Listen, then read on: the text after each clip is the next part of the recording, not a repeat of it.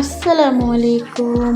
কেমন আছেন আমার প্রিয় বন্ধুরা? আশা করছি সবাই অনেক বেশি ভালো আছেন। আজকে আপনাদের মাঝে নিয়ে এলাম একটা খুবই ফেমাস একটা রেসিপি আর খুবই সুস্বাদু। তো প্রথমে আমরা মাংসটাকে স্লাইস করে কেটে ভেজে নিয়েছি আর সাথে একটু দিয়ে দিচ্ছি আদা রসুন বাটা।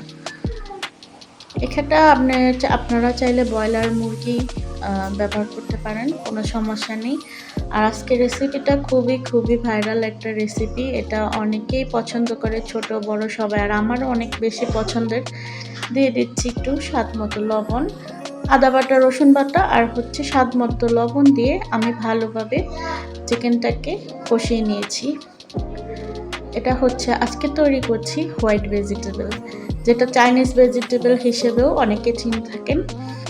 তো এখানে আমরা ইউজ করেছি ক্যাপসিকাম, গাজর, ফুলকপি, আরও হচ্ছে অনিয়ন অ্যান্ড আলু।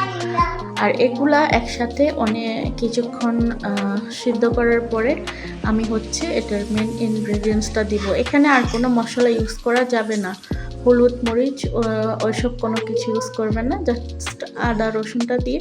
এখন আমি দিয়ে দিলাম এটার ফাইনাল ইনগ্রেডিয়েন্ট যেটা, সেটা হচ্ছে কর্নফ্লাওয়ার। কর্নফ্লাওয়ারটা দিলে এটা একটু আঠা হয় আর খেতেও খুবই ভালো লাগে। আর আপনারা চাইলে এখানে গোলমরিচের গুঁড়া ইউজ করতে পারেন, বাট আমি এখানে গোলমরিচটা ইউজ করিনি। আমি এখানে কাঁচামরিচ দিয়ে দিয়েছি।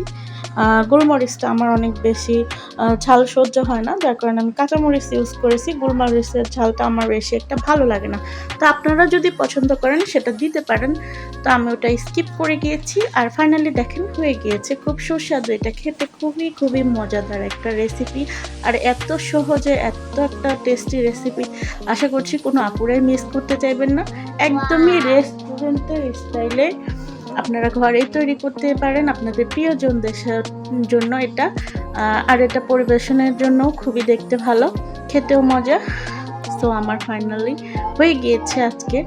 আর আপুরা চাইলে ট্রাই করতে পারেন, খুবই ইজি একটা রেসিপি আপুদের সাথে আজকে শেয়ার করলাম। কেমন লেগেছে বোনেরা অবশ্যই কমেন্ট করে জানাবেন। টাটা, বাই বাই, আল্লাহ হাফেজ।